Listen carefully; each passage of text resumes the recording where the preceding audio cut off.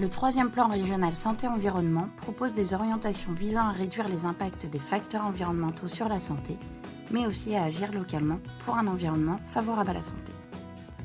L'observation est l'une des clés pour définir des actions adaptées au contexte, aux besoins d'un territoire et des populations, et pour faire évoluer les pratiques et les modes de vie. Afin de définir les données d'observation pertinentes en santé-environnement à l'échelle locale et d'en faciliter l'accès, un guide méthodologique pour la mise en œuvre d'un diagnostic local en santé-environnement a été réalisé par l'ORS Créail Normandie, l'ARS, la région, Santé publique France, l'ADREAL et la DRAF.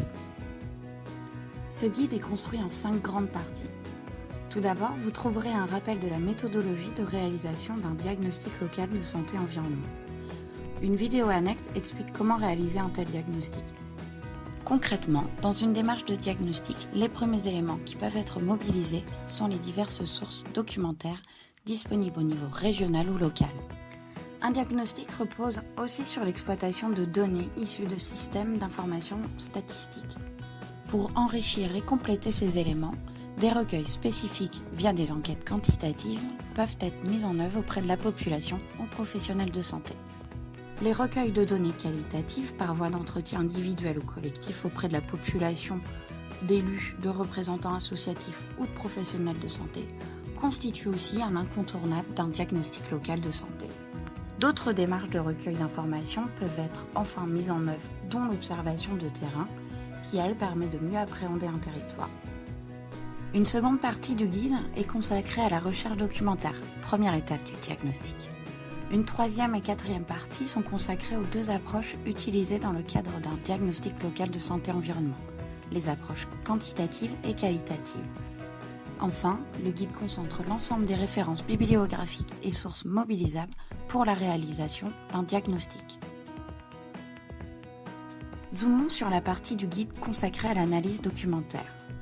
Dans le guide, vous retrouverez une description et la mise à disposition des différentes sources et ressources documentaires régionales en matière de santé-environnement que vous pourrez mobiliser lors de votre diagnostic local de santé-environnement.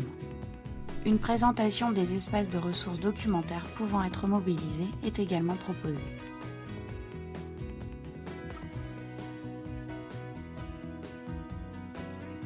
Concernant l'analyse de données statistiques et de grandes enquêtes, vous retrouverez ici des indicateurs sélectionnés qui sont classés selon 3 axes de travail, à savoir le contexte démographique et socio-économique, le contexte environnemental et l'état de santé et pathologie qui sont en lien avec l'environnement. Plusieurs thématiques sont abordées dans ces 3 axes de travail. Prenons un exemple de la thématique urbanisation qui est traitée dans la partie contexte environnemental.